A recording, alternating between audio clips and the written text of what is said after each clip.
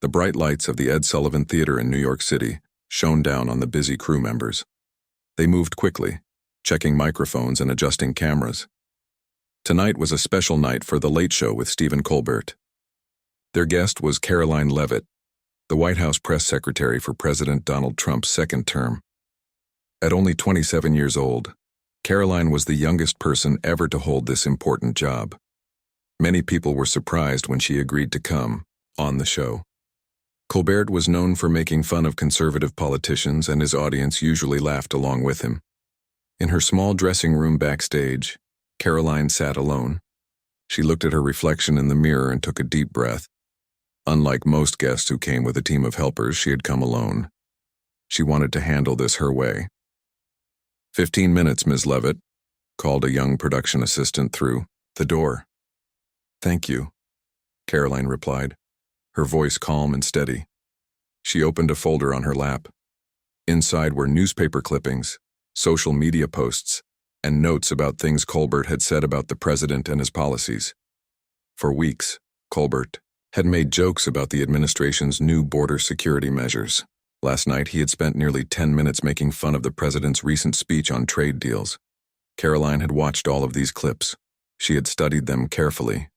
She knew exactly what she was walking into tonight. A knock on the door interrupted her thoughts. "Come in," she said. A man with a clipboard and a headset entered. He had a friendly smile and looked about 35. "Hi, Ms. Leavitt. I'm Dave, one of the show's writers. I wanted to go over a few topics that Stephen might bring up tonight. So there are no surprises." Karoline smiled politely. "That's kind of you, Dave, but I think I'll be fine." Dave looked uncomfortable. "Well, Stephen likes to keep things light and funny. Our viewers expect that. Maybe we could practice a few responses that would work well with our audience." "I appreciate the offer," Karoline said, closing her folder.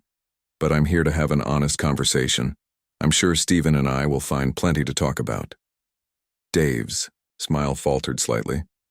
"Of course, that's great. Just remember, this is an entertainment show. People tune in to laugh and have a good time.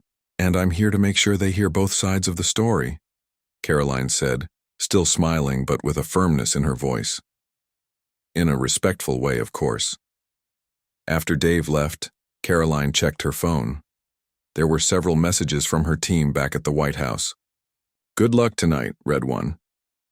"Remember to stay cool no matter what," said another. The last one was from the president himself. "Show them who you are, Karoline. Strong and smart." She put the phone away and stood up. She smoothed down her navy blue suit and adjusted her American flag pin. At that moment, she heard the show's band start playing the opening music. The sound of the excited audience came through the walls. A different assistant knocked on her door. "Ms. Leavitt, we're ready for you. Please follow me." Karoline walked down the hallway, passing framed photos of past guests and memorable show moments. She could hear Colbert's voice as he warmed up the audience with jokes. The laughter grew, louder as they approached the stage. "Just wait here until you're announced," the assistant said, pointing to a spot just off camera. "Then walk out, shake Stephen's hand, and take a seat on the couch." Karoline nodded. She felt calm. In her job, she faced tough questions from reporters every day. She knew how to stay on message. She knew how to handle pressure. Through the gap in the curtain, she could see Colbert at his desk. He was telling the audience about tonight's show. "And later we have music from that band everyone's talking about," he said. "But first we have a very special guest. She's the current White House press secretary, the youngest in American history, and she's here to explain, well, I'm not sure what she can explain, but we'll find out." The audience laughed loudly. Colbert grinned and adjusted his glasses. "Please welcome Karoline Leavitt." The band played upbeat music as Karoline walked onto the stage. The lights were even brighter than she expected. The audience clapped, but there were a few boos mixed in. She kept her smile fixed on her face as she approached Colbert's desk. "Welcome to the show, Ms. Leavitt," Colbert said, standing to shake her hand. "Thank you for having me, Stephen. And please call me Karoline," she replied, her voice clear and confident through the microphone clipped to her jacket. They both sat down, Colbert behind his desk and Karoline on the guest chair. She noticed how he leaned back comfortably, completely at ease in his environment. This was his territory, his rules. Most guests came ready to play along with whatever he wanted, but Karoline had different plans. "So, Karoline," Colbert began, "you're 27 years old, the youngest press secretary in history. What's that like? Do the reporters ever try to send you to detention?" The audience laughed. Karoline smiled. "I may be young, Stephen, but I believe that's an advantage. I bring fresh energy and new perspectives to the job. The president values that." "Yes, the president does seem to value loyalty above all else," Colbert replied quickly. The audience laughed again, louder this time. Karoline kept her smile in place. "The president values honesty and hard work. That's what the American people elected him for." "Well, about half the American people," Colbert corrected, raising an eyebrow. More laughter followed. Karoline noticed Colbert's strategy immediately. He wasn't asking real questions. He was setting up jokes at the expense of her and the administration. This was exactly what she had prepared for. "Actually, Stephen, the president is now working for all Americans, even those who didn't vote for him. That's why we're focused on issues that affect everyone, like lowering costs for families and securing our borders." "Ah, yes, the border," Colbert said, his tone changing slightly. "Let's talk about that. Your boss has implemented some policies that many people find, well, let's say concerning." Karoline sat up straighter. "I'm glad you brought that up. There's been a lot of misinformation about our border policies." "Misinformation? From the administration that gave us alternative facts?" Colbert asked. The audience roared with laughter. For a brief moment, Karoline's smile disappeared. She could feel the interview shifting away from friendly banter. This was becoming exactly what she had expected. Not a fair conversation, but an attempt to make her look foolish. "That's exactly the kind of comment I'm talking about, Stephen," she said, her voice still calm but more serious now. "Jokes and clever lines might get laughs, but they don't help Americans understand what's really happening." Colbert looked slightly surprised. Guests usually played along with his jokes, especially at the beginning of an interview. He glanced quickly at his producers off camera, then back at Karoline. "Well, we are a comedy show," he said. "But please, enlighten us about what's really happening." Karoline could feel the tension building in the room. The audience was quieter now, sensing that this wasn't following the usual pattern of a Colbert interview. Behind the scenes, producers were whispering urgently to each other. The show was supposed to cut to a commercial break soon, but Karoline knew this might be her only chance to say what she came to say. She took a deep breath and prepared to challenge one of late-night television's most powerful voices. What happened next would shock the audience, the viewers at home, and even Colbert himself. The studio fell quiet as Karoline leaned forward in her chair. She looked directly at Colbert, not at the audience or the cameras. Her voice was clear and steady when she spoke. "Let me tell you what's really happening at the border, Stephen. Last month we stopped over 2,000 pounds of dangerous drugs from entering our country. We've reduced illegal crossings by 40%. These are real numbers that affect real lives." Colbert tapped his pen on his desk. He wasn't smiling now. This wasn't how his interviews usually went.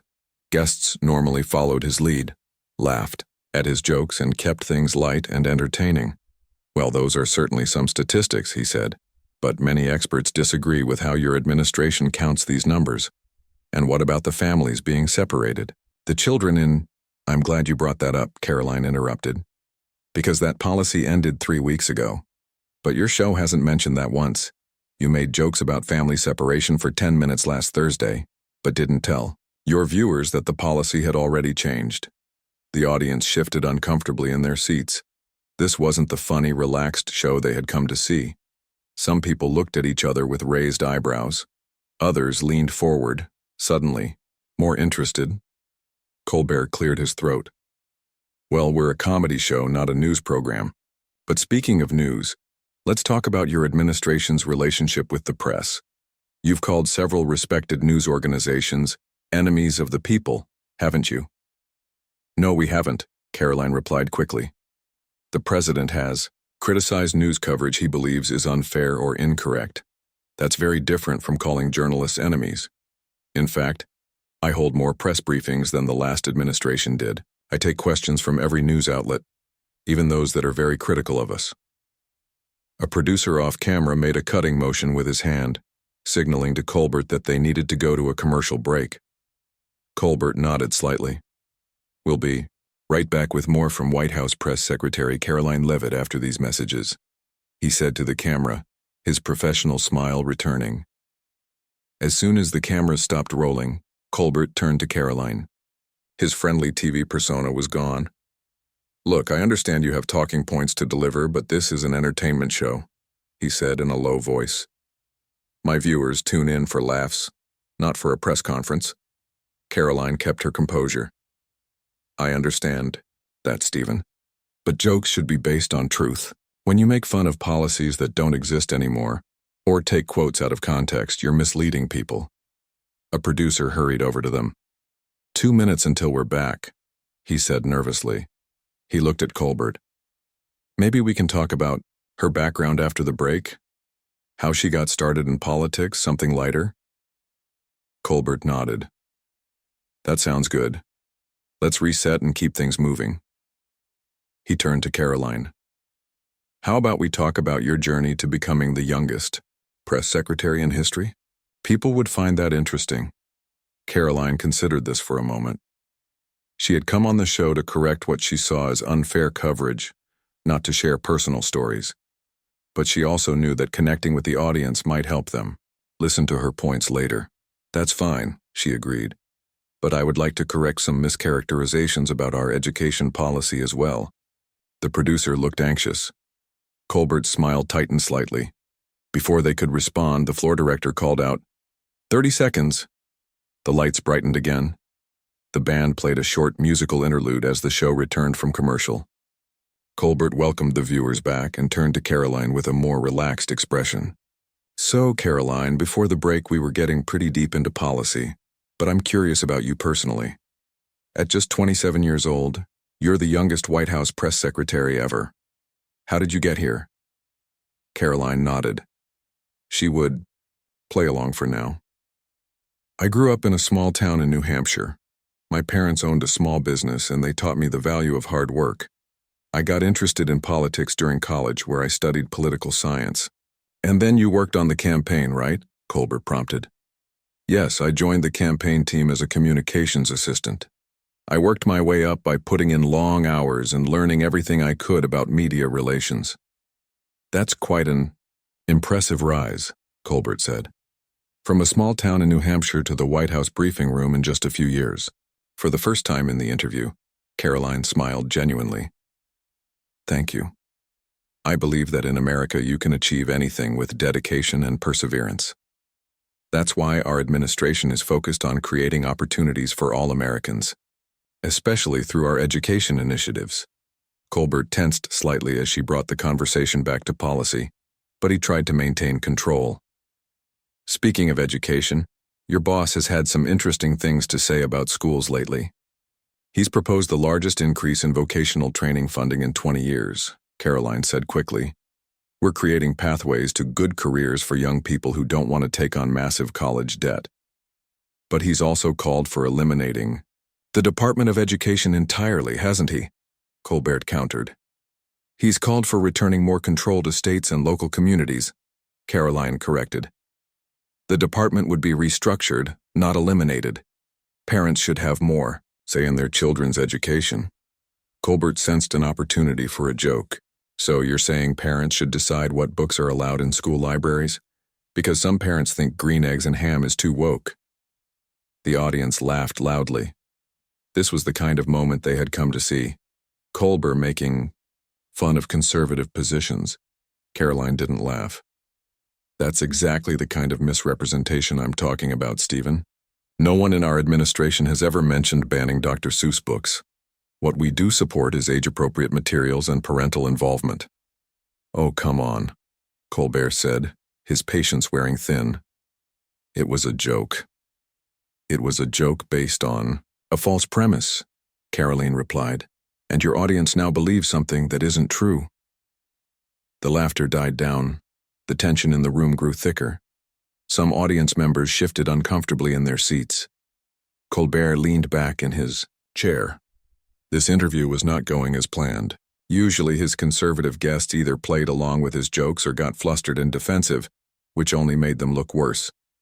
But Karoline remained calm and kept challenging his premises. "Well, speaking of false premises," Colbert said, deciding to change tactics, "let's talk about climate change. Your administration has rolled back environmental protections and called climate change a hoax. How do you justify that to the young people who will have to live with these decisions?" Karoline straightened in her chair. "That's not accurate, Stephen. The president has never called climate change a hoax. What he's questioned is whether extreme policies that hurt working families are the right approach. We support an all-of-the-above energy strategy that includes renewable sources, while keeping energy affordable. But you've opened protected lands for drilling," Colbert pressed. "We've allowed responsible resource development with strict environmental safeguards," Karoline countered. "And we've also invested billions in clean energy research." The producer was making frantic gestures off camera again. This segment was running long and it wasn't generating the laughs the show needed. Colbert glanced at his notes, looking for a way to wrap this up or at least move to safer ground. But Karoline wasn't finished. She had come prepared to address the show's frequent criticisms of the administration, and she intended to use this platform. The next exchange would push the interview past the breaking point, forcing both host and guest to make decisions that would turn a late-night comedy segment into national news. Colbert leaned forward at his desk. His smile was gone now. The playful talk show host had been replaced by someone more serious, more frustrated. The audience could feel the change in the room. "Let's talk about something else that's been in the news lately," Colbert said. "The president's recent speech where he called reporters dishonest and fake news. Do you think that kind of language helps our democracy?" Karoline didn't hesitate. "What the president said was that some reporting has been dishonest, and he gave specific examples. He didn't attack all journalists or the free press as an institution. But calling CNN and the New York Times enemies of the people certainly sounds like—" "He has never used those exact words," Karoline interrupted. "That's another mischaracterization. What he said was that fake news is the enemy of the people, not legitimate journalism." The audience was completely silent now. This wasn't the fun, jokey show they had expected. Many looked uncomfortable, while others seemed interested in the real debate unfolding before them. "Okay, let's roll the tape," Colbert said suddenly, turning to look at a screen beside his desk. "Can we show the clip from last Tuesday's rally?" The producers scrambled. This wasn't planned. They hadn't prepared any clips for this segment. After a few seconds of confusion, a voice came through Colbert's earpiece telling him they didn't have the clip ready. "Well, it seems we don't have that footage right now," Colbert said, looking slightly embarrassed. "But I'm pretty sure the president said—" "I was there," Karoline cut in. "I know exactly what he said. And it wasn't what you're claiming." Murmur ran through the audience. This was getting tense. Colbert's face flushed slightly red. "You know, most guests come on this show prepared to have a good time," he said, his voice carrying an edge now. "They understand we do comedy here." "I came prepared to have an honest conversation," Karoline replied calmly. "Comedy is great, but not when it spreads incorrect information about important issues." Colbert looked at her for a long moment. Then, he tried a different approach. "Let's talk about the economy then. Your administration claims unemployment is at a record low. But many economists point out that wages aren't keeping up with inflation, and many of these new jobs are part-time, or gig work without benefits. Is that really something to celebrate?" For the first time, Karoline seemed pleased with the question. This was substantive. "That's a fair point to discuss," she said. "Yes, we're proud of creating over 3 million new jobs. But you're right, that there's more work to do on wages and benefits. That's why the president signed the Small Business Relief Act last month, which gives tax incentives to companies that provide health care to all employees, including part-time workers." Colbert looked surprised. He hadn't expected her to acknowledge any problems. "That bill had bipartisan support," Karoline continued, "which is something your show rarely mentions, when Republicans and Democrats work together successfully." "Well, bipartisanship doesn't make for good jokes," Colbert said with a slight smile, trying to bring some lightness back to the conversation. Maybe that's part of the problem, Karoline replied, not smiling. When the media, including comedy shows, only focus on conflict and division, people start to believe that's all there is. The producer was making frantic signals again. They needed to go to another commercial break. Colbert nodded slightly to acknowledge him. "We'll be right back with more from White House Press Secretary Karoline Leavitt," he said to the camera, his professional smile returning briefly. As soon as the cameras stopped rolling, several people rushed onto the stage.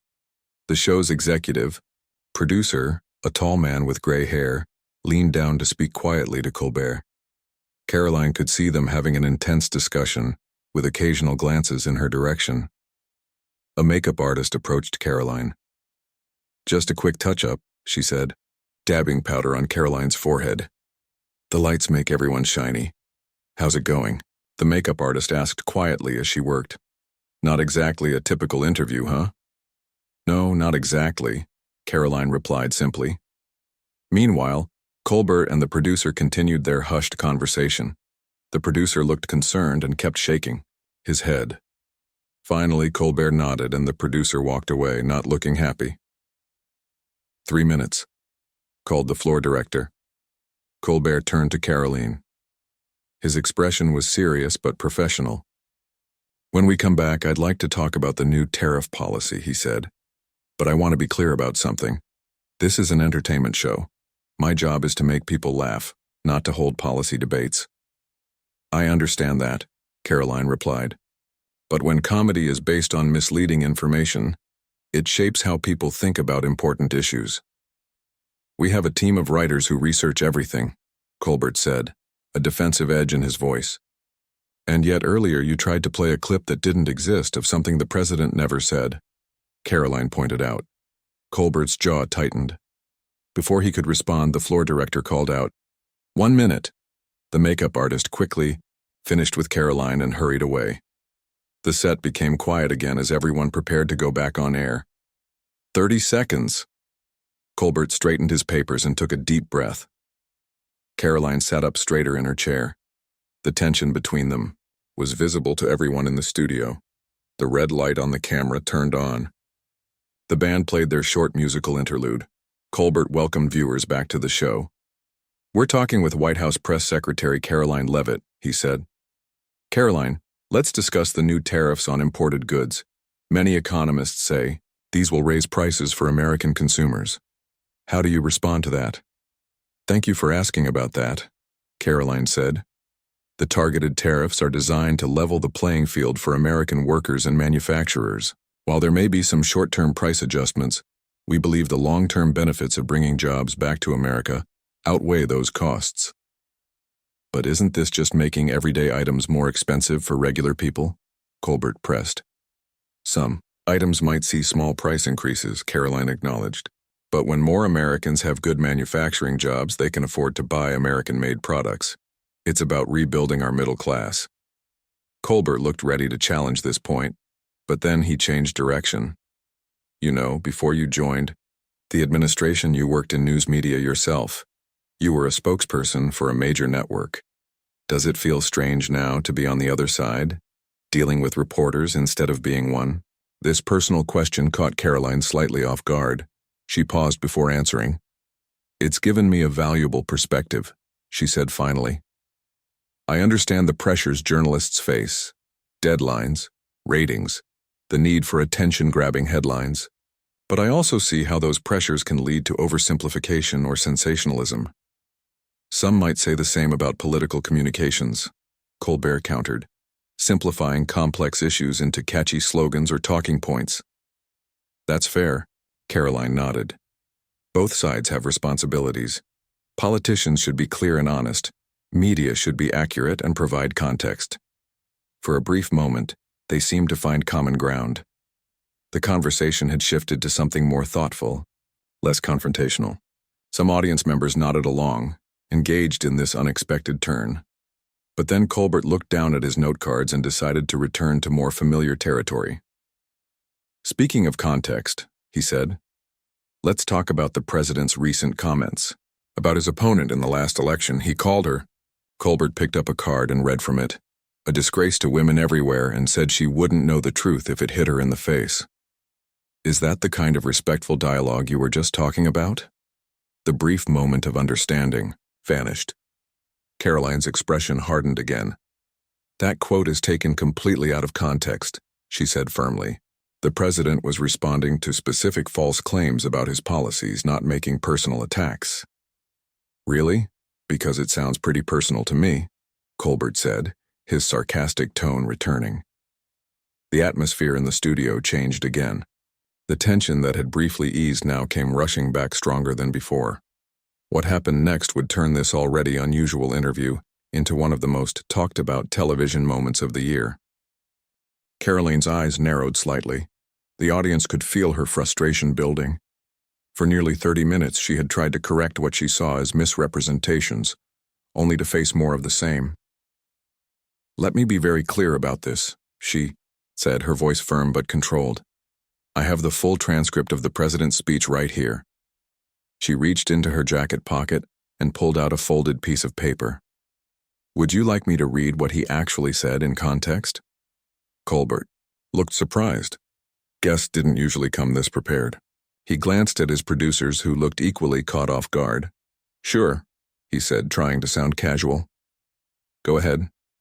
Karoline unfolded the paper. The president said, "When my opponent claims our economic policies hurt working families, that's a disgrace to women everywhere who are benefiting from our child care tax credits and family leave policies. Politicians who distort facts for political gain wouldn't know the truth if it hit them in the face." As you can see, he was talking specifically about policy misrepresentations, not making personal attacks. Some audience members nodded. Others looked confused. This wasn't the gotcha moment they had expected. Colbert paused, then tried to recover. "Well, that's one interpretation.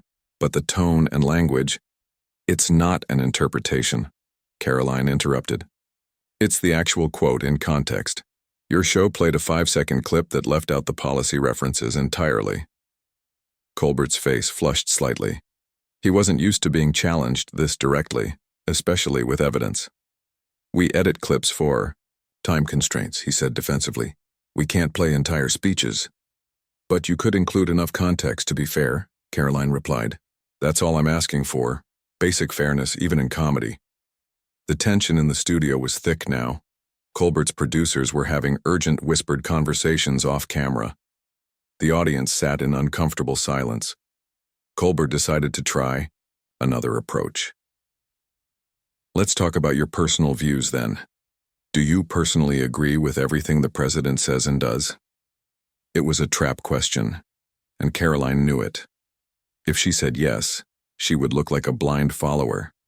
If she said no, the headlines tomorrow would read, "White House Press Secretary disagrees with President."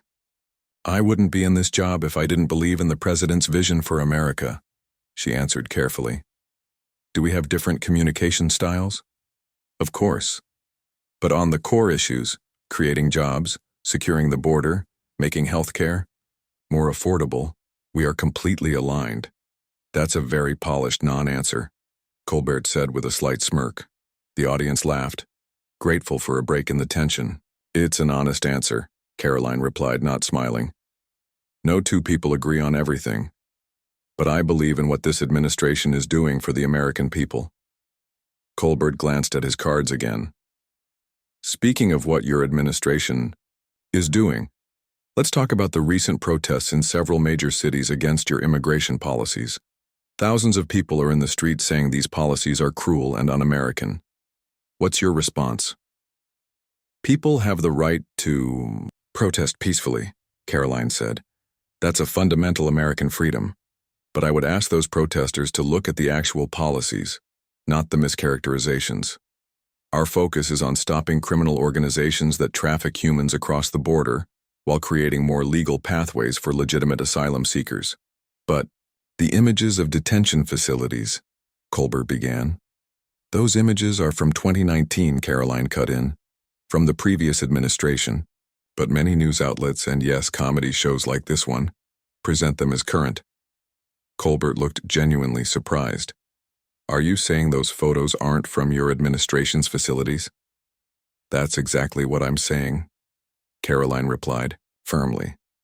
The most widely shared photos of overcrowded facilities were taken years ago. Our administration has built new processing centers with better conditions and faster processing times, but those improvements rarely get covered. The audience was completely silent now. Even those who had come expecting to laugh at the administration seemed unsure what to think. Colbert turned to look directly at the camera. We'll be right back after these messages.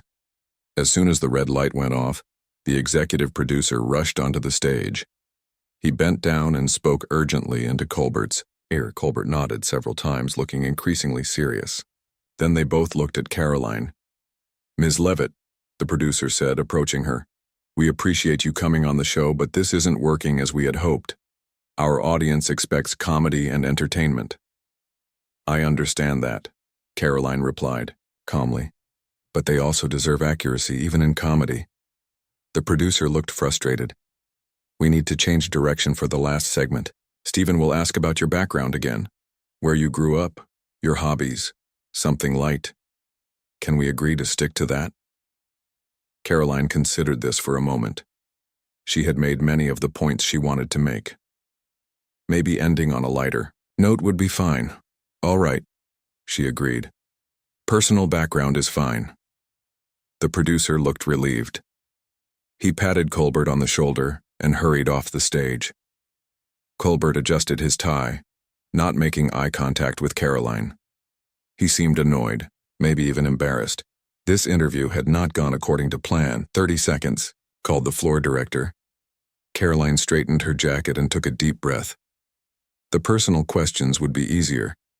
She could talk about growing up in New Hampshire, her family's small business, her love of hiking. Simple, uncontroversial topics. The red light came on, the band played. Colbert welcomed viewers back with his professional smile firmly in place. We're back with White House Press Secretary Karoline Leavitt, he said smoothly. Karoline, before we go, I wanted to ask about something personal. Karoline nodded, ready for the softball questions about her background. You're a young woman, in a very visible position, Colbert continued. How do you feel about working for a president who has made so many derogatory comments about women over the years? Karoline froze. This wasn't what they had agreed to at all. The producer, standing off camera, closed his eyes and put his hand to his forehead. Either Colbert had gone rogue, or this had been the plan all along. The audience seemed to hold its breath, waiting for her response. Karoline could feel her heart beating faster, but she kept her expression neutral. I think that characterization is unfair, she said slowly. The president has appointed more women to senior positions than any previous administration. His policies on childcare, family leave, and women's health care access speak louder than any out-of-context quotes from years ago. But the quotes exist, Colbert pressed. The grab them comment alone. That was nearly 10 years ago and he apologized for it. Karoline cut in, her voice tighter now. I'm judging him by his actions as president, not by old sound bites, and his actions have been to empower women, in his administration and through his policies. Colbert seemed ready to push further, but something in Karoline's expression made him pause. He could see she was angry, not flustered or defensive, but genuinely angry at what she saw as a setup. Well, we're almost out of time, he said, glancing at the clock. Any final thoughts you'd like to share with our audience? Karoline looked directly into the camera. Just this. I encourage everyone watching to look beyond sound bites and jokes. Read full speeches, not just clips. Look at policy results, not just headlines. America works best when we all have accurate information, whether we agree with each other or not. Colbert nodded stiffly. Thank you for joining us, White House Press Secretary Karoline Leavitt. Thank you for having me, she replied formally. The tension between them was palpable as the show cut to the final commercial break. What happened next would shock the audience, the production team, and viewers across America when the footage eventually leaked online. As soon as the commercial break began, Karoline stood up. Her face was calm, but her eyes showed her anger. The show's staff froze, watching her. We had an agreement, she said to Colbert, her voice low but firm. Your producer promised the final segment would be about my personal background. Colbert shifted in his chair. Look, it was a fair question. Your boss has a history of comments about women and you're a woman working for him. The audience wants to know how you reconcile that. That wasn't the deal, Karoline replied. You agreed to one thing off camera, then did something completely different on camera. That's exactly the kind of dishonesty I came here to address. The executive producer hurried over. Ms. Leavitt, please sit down. We have one more short segment after the break. Karoline shook her head. No, I agreed to come on this show in good faith. I stayed polite, even when you misrepresented our policies. But I won't be ambushed with questions you promised not to ask. She unpinned her microphone and placed it on Colbert's desk. The entire studio watched in shocked silence. What are you doing? The producer asked, his voice rising with panic. We're back on air in less than 2 minutes. I'm leaving, Karoline said simply. Good night, Stephen. Colbert stood up, suddenly aware that this could become a major story. Karoline, wait. Let's talk about this. But Karoline was already walking off the stage. A production assistant tried to step in front of her, but she moved around him and continued toward the exit. You can't just walk out during a live show, the producer called after her. Karoline stopped and turned around. Actually, I can, and I am. With that, she walked through the stage door and disappeared backstage. The studio erupted in confused chatter. Audience members looked at each other with wide eyes. Some took out their phones to record the moment. Colbert stood frozen at his desk, then turned to the producer. What do we do now? We're on in 1 minute, the producer said, running his hands through his hair. We'll have to explain she had an emergency or something, then go straight to the musical guest. Backstage, Karoline walked quickly through the hallways. A security guard looked confused but didn't try to stop her. She found her way back to the dressing room, grabbed her coat and purse and headed for the exit. Her phone was already buzzing with messages. Her team at the White House would have been watching the show. They would know something had gone wrong when the broadcast returned without her. As she pushed open the door to the street, the cool night air hit her face. A car was waiting to take her back to her hotel. The driver looked surprised to see her so soon. Everything okay, Ms. Leavitt? He asked. We're leaving early, she replied, climbing into the back seat. Please take me to the hotel. As the car pulled away from the theater, Karoline took out her phone. She had 12 text messages and 5 missed calls. She opened the first message, from her deputy. What happened? Are you okay? She began typing a response, then stopped. This situation needed careful handling. Walking out of a major television show was unprecedented for a White House press secretary. It would be all over the news tomorrow. Meanwhile, back in the studio, Colbert returned from the commercial break alone. The audience murmured when they saw Karoline's empty chair. Ladies and gentlemen, Colbert said, his professional smile strained. Unfortunately, Press Secretary Leavitt had to leave unexpectedly. We appreciate her taking the time to join us tonight. He quickly pivoted. And now, please welcome tonight's musical guest. But viewers at home and the audience in the studio knew something unusual had happened. Within minutes, social media was buzzing with speculation. People who had been in the audience began posting about the tense interview and Karoline's abrupt departure. In her hotel room, Karoline had a conference call with the White House communications team. They needed to decide how to respond. We should issue a statement tonight, said the communications director. Explain why you left. I agree, Karoline said. Keep it simple and factual. No attacks on Colbert or the show. The president called. Another staff member added. He supports your decision to leave and wants to talk to you in the morning. Karoline nodded, though no one could see her over the phone. Draft a statement and send it to me for approval in the next 30 minutes. I want it released before the morning news cycle. While her team worked on the statement, Karoline checked social media. The hashtag, Leavitt Leaves Colbert, was already trending. Clips from the earlier parts of the interview were being shared widely. Some people were praising her for standing her ground. Others were criticizing her for being too sensitive. Political commentators on both sides were offering hot takes. 1 hour after she left the show, the White House released an official statement. Press Secretary Karoline Leavitt agreed to appear on The Late Show to discuss administration policies and her personal journey in politics. While we respect the show's comedic format, the interview included numerous mischaracterizations of the president's policies and statements. During a commercial break, the show's producer agreed the final segment would focus on Ms. Leavitt's background. Instead, she was asked a question that had been specifically taken off the table. At that point, she made the decision to leave. The press secretary remains committed to engaging with all media outlets that conduct interviews in good faith, regardless of political perspective. The statement was measured and professional, but it was still extraordinary. No White House press secretary had ever walked out of a major television appearance before. By morning, the story was everywhere. News channels played clips from the interview on repeat. Political analysts debated whether Karoline had been right to leave or should have stayed to answer the question. Late-night comedy writers for other shows were already working the incident into their monologues. Colbert's team released their own statement.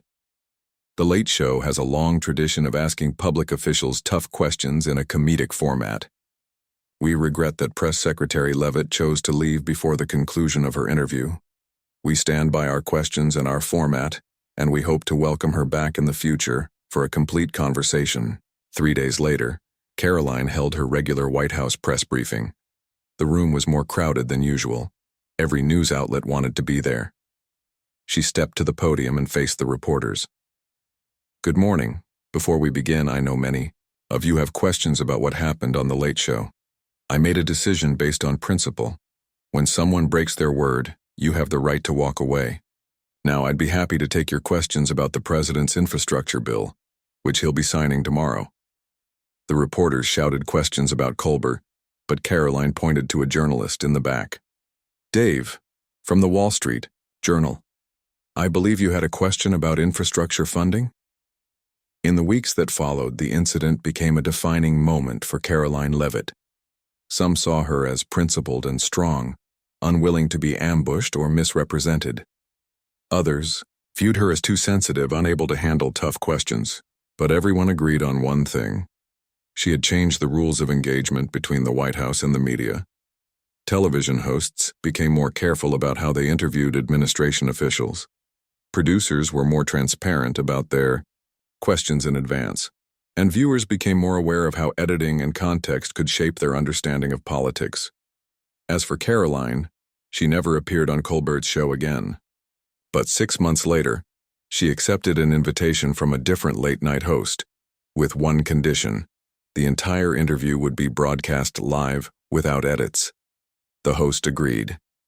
That interview broke ratings records and showed a different side of the young press secretary. Funny, relaxed, and human. The night she walked off Colbert's show had been a crisis. But like many crises in politics, it had become an opportunity. An opportunity to change how political conversations happened on television, and to show that even in the world of entertainment, truth and integrity still mattered.